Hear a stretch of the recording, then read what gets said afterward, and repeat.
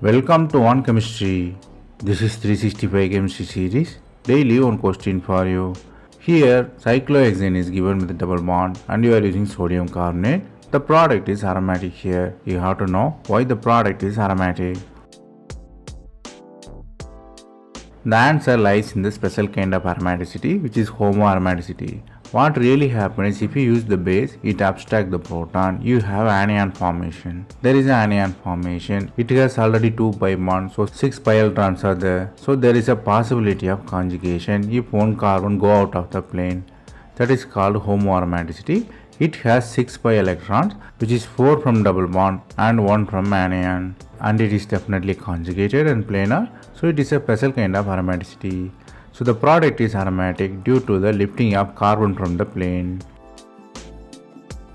That's all from this video. Thanks for watching.